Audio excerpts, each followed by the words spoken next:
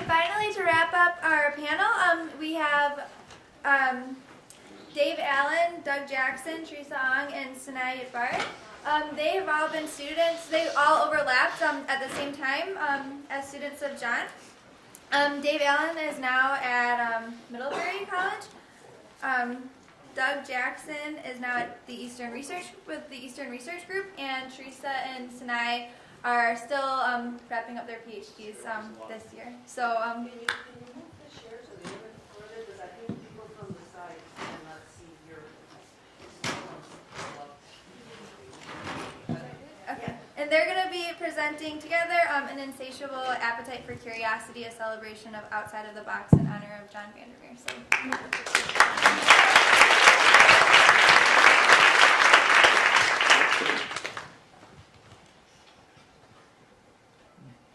Good ideas require questions, and great questions require a certain amount of creativity and imagination that helps us move beyond our current understanding. And so for the past thousands of years, scientists and philosophers have been asking one haunted question: whether there is such a thing as the smallest unit of length. Now think about this for a second. If you look closer and closer into space or time, is there such a thing as the smallest unit of length? Or is there a fundamental limit? In other words, now imagine the universe. Is the universe discrete or continuous? Sinai, that's a great question. I've been thinking about this question pretty much my whole existence here. And I really think the answer has a lot to do with scale, right? We as scientists, we're always thinking about units. What's the unit? What is an ant an individual, just an ant? Or is it a colony? Is that the unit that we're supposed to be thinking about? Or is it the super colony? Or is it the species, the general level, the family? And then if you're thinking about it at that scale, what is an ant? Is it really discrete, or is it continuous between all these different levels? And then, if you want to think at the other opposite level, okay, an ant is just an ant. But what about the molecules inside the ant? What about the particles, the electrons, the atoms? And how far can you really get? How far do we know we can get? Can you keep splitting an ant into more and more and more and more tiny pieces? Is that physically possible? Do we know? I mean, think about a Cantor set, right? Have you heard about a Cantor set? If you know John, you probably have. You have a piece of line, you split it into thirds, and you take the middle piece and you throw it away. You're left with two pieces on the side. Split those into thirds, take the middle piece, throw it away. Do it again, 10 times more, 100 times more, infinite times more. And then what are you left with? An infinite amount of points in an infinite amount of empty space. So tell me, are those points in that infinite space discrete, continuous? Is that empty space continuous? And then what happens when you throw that Cantor set into a black hole?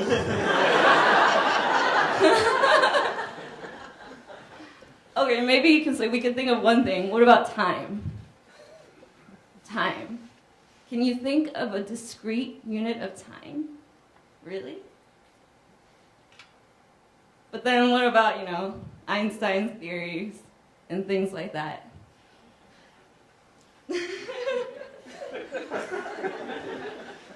But then we have to really rethink our models, that use discrete time, steps, generations. It all comes down to scale. But really, is the universe discrete or continuous? Maybe it's both and neither at the same time. I think that's a really interesting idea. But I think there may be one consideration that you're not thinking about that may actually be really important in this situation, and that is the consideration of beauty. Is that idea beautiful?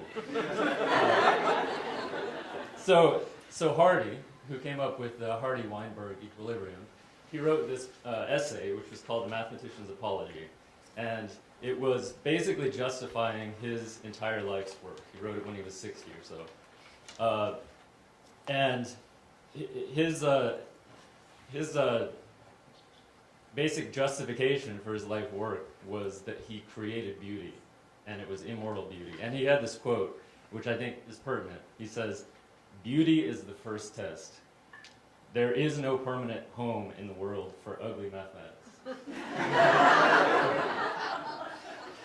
So another very provocative idea, I think, in this paper that Hardy wrote is the idea that his entire existence as a mathematician, as a pure mathematician, was justified simply because he was creating something beautiful. He was creating something that was aesthetically pleasing, and it was something that was immortal. And so he called this real mathematics. And even he went further. He contrasted that with what he called trivial mathematics, which was basically anything that was useful. So anything that an engineer would use, or even the Hardy-Weinberg equilibrium, he considered as trivial mathematics. And I think it's interesting because it sort of makes me think of John's whole compass, his moral compass, and how that drives a lot of his work. Because, one of the classic ideas of morality is John Stuart Mill and utilitarianism, which is, the sort of idea that a moral thing to do is moral if it brings the greatest happiness to the greatest number of people. And to me, usefulness and happiness sort of go hand in hand. Something that's useful is useful because it brings happiness. So in a way, I think what Hardy is arguing for, he's arguing for the possibility of an amoral science, and actually that amoral science is something that is a worthwhile thing to devote your entire life to. Yeah, Doug, I understand that, and when I think about, devoting my life to beauty or to moral passion, I can understand it in the broad picture, but during the day-to-day trenches of life, it's harder for me to be motivated by the beauty of my mathematics. I'm sitting there, I've got 75 intro bio exams, I've got a grade, I know half those students are pre-meds and they're going to fight me for every point. Or I just became the interim chair of the biology department, EEB department, and I've got to sit through monotonous meetings, and is the beauty of my mathematics going to propel me? And so how then do I structure a life having to get through the day-to-day monotonous tasks? And so it brings to mind an essay by David Foster Wallace where he talks about just that. He puts forward this monotonous day, and then you're driving home in traffic, and then you have to go to the grocery store, and he talks about the loud, crowded, consumer-type hell situation that you're finding yourself in.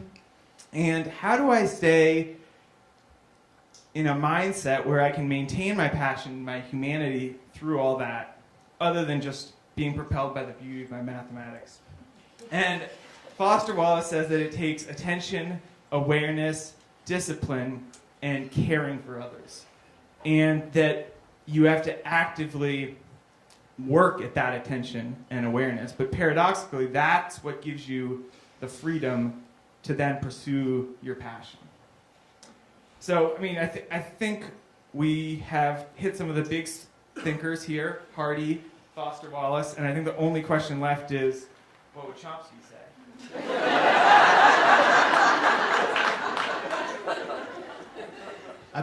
I've been waiting for this moment.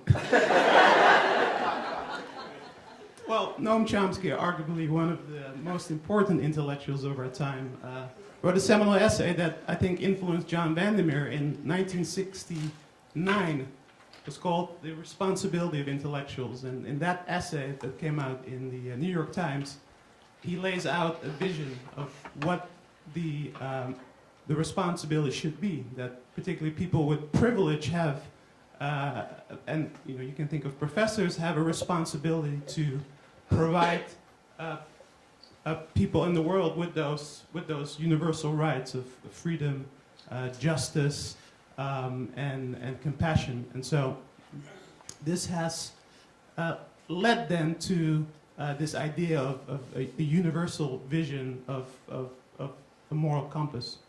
And so what you've witnessed today is a segment of what we refer to as the out-of-the-box session. This has been ongoing since the past 6 years now with some former students and current students, as well as some students in the audience. And this is really, it's been a very fascinating group of people over the years where we have met every week at Silvio's Pizza.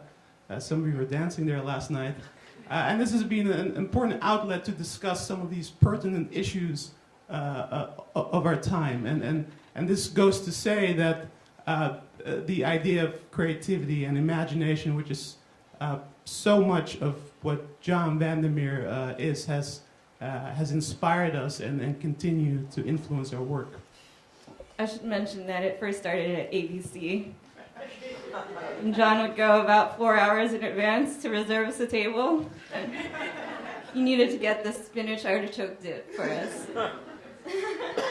But the only rule of our out-of-the-box sessions were that we had to choose an article or paper, something interesting to read, but it had to have nothing to do with what we were doing research on. Nothing in ecology and evolutionary biology was allowed. But this was really, really difficult for John. Yeah, and to me that was one of my favorite parts about this out-of-the-box thing is, you know, we would all meet and talk about something that we basically had no idea about. We were just like making stuff up as we went along. And it just, you know, fostered a lot of like bouncing crazy ideas off of each other. And so, you know, by the end of the evening, the only thing that was guaranteed is that we would have drunk a lot of beer.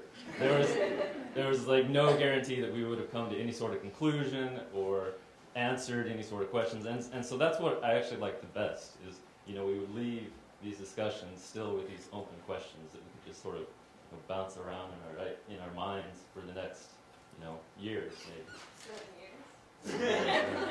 Yeah, and I think this is a wonderful thing about John is that he helped foster, you know, this discussion group in this space where we would feel comfortable to come and talk about things that we might not know a lot about. We might make mistakes. We might do some bullshitting, but you know, I feel comfortable to do that in front of John and not. You know, I think that helps the whole creative spirit and shows just, you know, what a wonderful thing we have. So. Yeah, because John would obviously come, you know, with a wealth of knowledge and insight, but more importantly, he would come with an eagerness to really listen to what we had to say, which was incredible.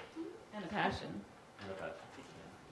So thank you, John, for your eagerness, your creativity, and your continued enthusiasm. And we will continue outside of the box in your continued legacy. Thank you very much.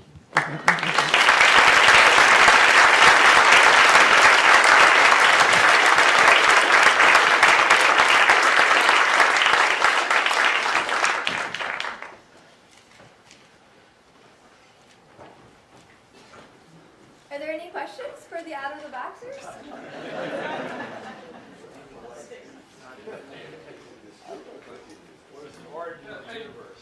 Oh, sorry. Just to bring, hello? Is this on? Yeah. Just to bring up another great name, Immanuel Kant. The question of discrete or continuous. I mean, we know intellectually, actually, that our consciousness has discrete points. Has discrete points. You know, we go to sleep every night, and we wake up in the morning. We were born at some point. We're going to die at some point. There are discrete endpoints to our consciousness, yet it's very difficult, as you said, to imagine that it is discontinuous. It feels continuous, even though we go to sleep and we wake up and whatnot. Let me ask you. And there's research that you know, our eye actually sees things in brief snapshots, and then we construct, actually, a continuous perception of our time. And Kant actually had a term for that, the fundamental unity of apperception, which is discussed in the Critique of Pure Reason. So, philosophy now. Let me ask you, how do you know if the world is just a simulation? And we're just a piece of something else? You'd have to ask Descartes.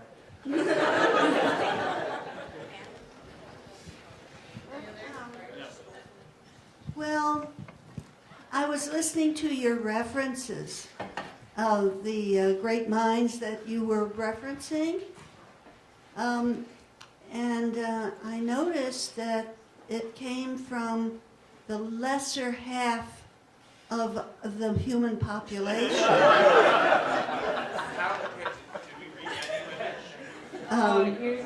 So I think that's a challenge. Yeah, okay.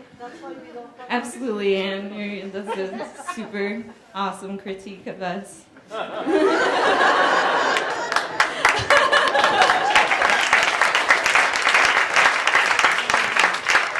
Well, thank you very much. So I got a lot of inspiration. Actually, I've been also thinking a lot about whether time is continuous or not.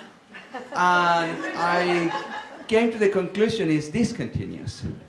So, and the reason is to measure time, we need dynamics. And if we assume that things happen discretely, so what do you think? Can two things happen exactly at the same time or not? Absolutely. Think about electrons. Then you hear my argument. I don't think two things can happen exactly at the same time. Tell me about electrons then. How can they be at two different places at the same time? Well, about places is a different thing, you know. Places. Is the electron the mass or the space that it occupies? Well, I mean. Well, I think we can. We should resume this discussion later.